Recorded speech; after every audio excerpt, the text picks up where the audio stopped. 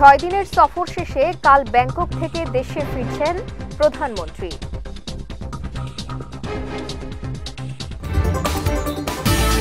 সংসদ নির্বাচনে কোনো বিদেশি শক্তির প্রভাব ছিল না বললেন ওবায়দুল কাদের। এবং কোরবানির জন্য গরু আমদানির পরিকল্পনা নেই সরকারের, জানালেন প্রাণী সম্পদ মন্ত্রী।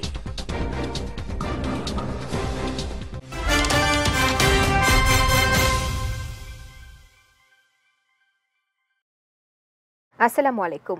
বিজয় রাতের সংবাদে আমন্ত্রণ জানাচ্ছি আমি সঞ্জিদা আজিজ। শুনছিলেন শিরোনাম, এবারে বিস্তারিত।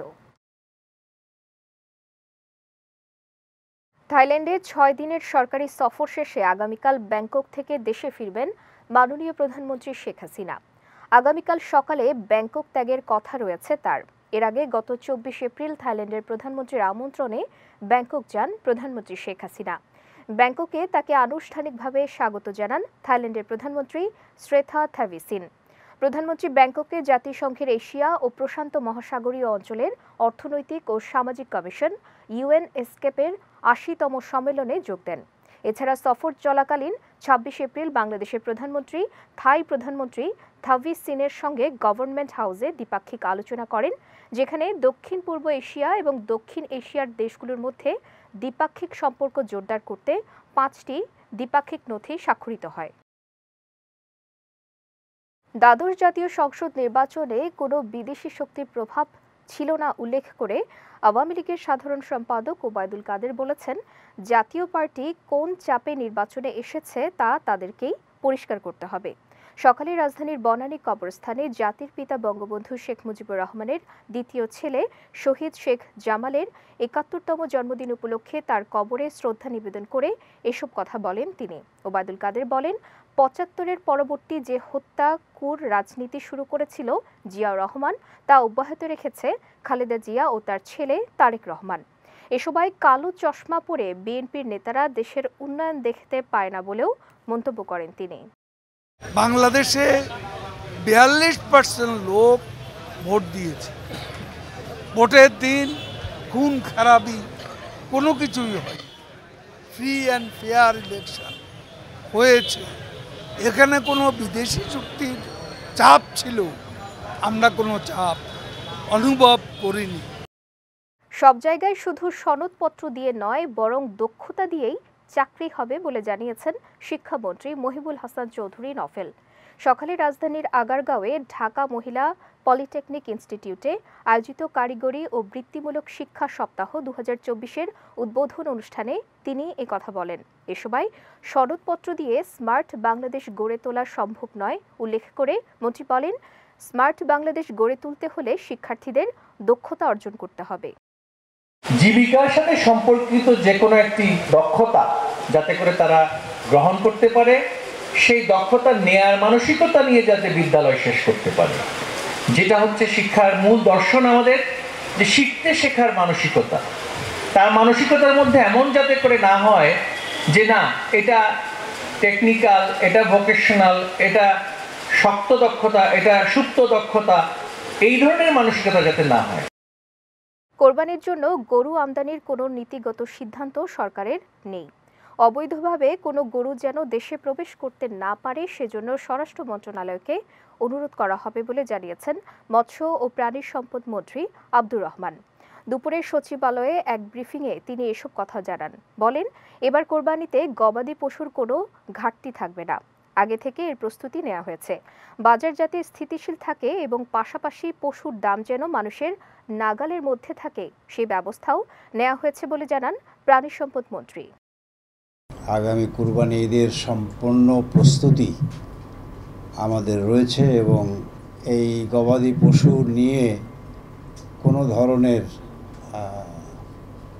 মধ্যস্বত্বভোগীদের যেই একটা বাড়াবাড়ি থাকে, সেটির ব্যাপারে আমরা অত্যন্ত সতর্কতার সঙ্গে, অত্যন্ত সজাগের সাথে আমরা জিনিসগুলো অনেক আগে থেকেই প্রস্তুতি নিচ্ছি।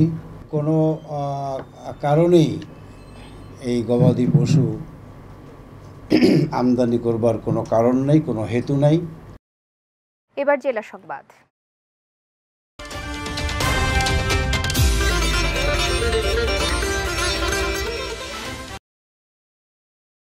নির্বাচন কমিশনার মোহাম্মদ আলমগীর বলেছেন, আগের নির্বাচনগুলোর থেকে আগামী উপজেলা নির্বাচনের সময় আইন শৃঙ্খলার দিক থেকে কঠোর থাকবে নির্বাচন কমিশন। সেনাবাহিনীর পাশাপাশি অন্যান্য বাহিনীর সদস্যরা এই সময় সচেষ্ট থাকবে বলে জানান তিনি। বিকেলে গোপালগঞ্জ জেলা প্রশাসকের কার্যালয়ের সম্মেলন কক্ষে আয়োজিত ষষ্ঠ উপজেলা পরিষদ নির্বাচন উপলক্ষে আইন শৃঙ্খলা পরিস্থিতি বিষয়ক এক মত বিনিময় সভায় তিনি এসব কথা বলেন।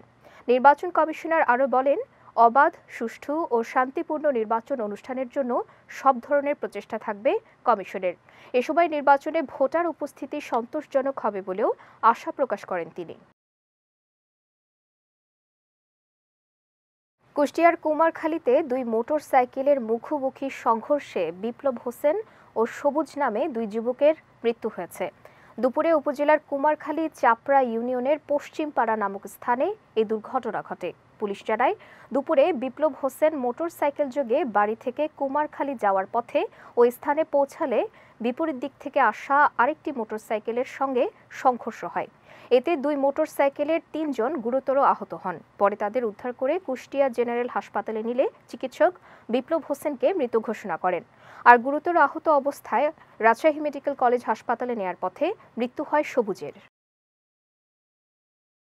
যাচ্ছি খেলার সংবাদে।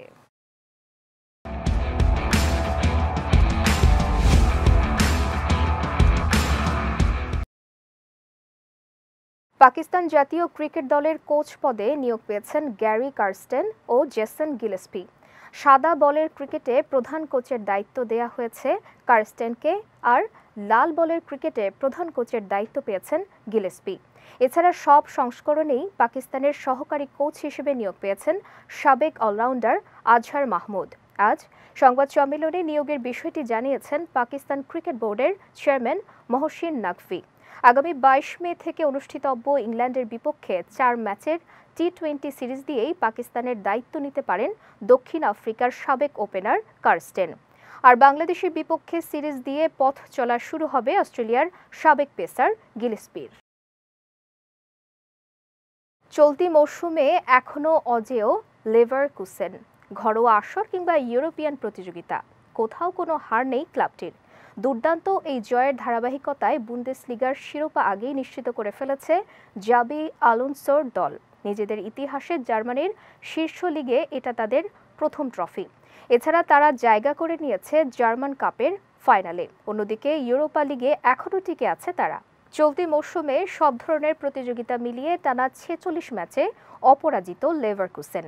এর মাধ্যমে ফুটবলে অবিশ্বাস্য এক গল্প লিখতে চলেছে জার্মানির নতুন চ্যাম্পিয়নরা। বিজয় রাতের সংবাদ শেষ করার আগে শিরোনামগুলো দেখে নিচ্ছি আরও একবার।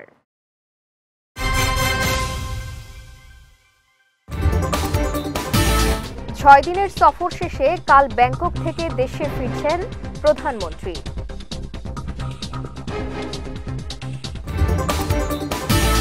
সংসদ নির্বাচনে কোনো বিদেশি শক্তির প্রভাব ছিল না বললেন ওবায়দুল কাদের।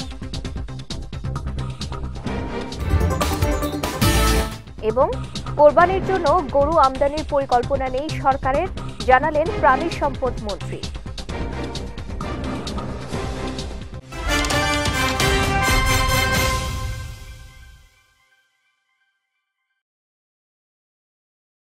বিজয় রাতের সংবাদ শেষে আজকের মতো আমি সঞ্জিদা আজিজ আপনাদের কাছ থেকে বিদায় নিচ্ছি। আগামীকাল একই সময়ে নতুন সব খবর দেখতে চোখ রাখুন বিজয় টিভিতে। এছাড়াও আজকের বিজয় রাতের সংবাদের ভিডিও দেখতে পারেন আমাদের ইউটিউব এবং ফেসবুক পেজে। আমাদের ইউটিউব হলো youtube.com/bijoytv official এবং আমাদের ফেসবুক পেজ হলো facebook.com/bijoytv limited। এতক্ষণ সঙ্গে থাকার জন্য ধন্যবাদ সবাইকে।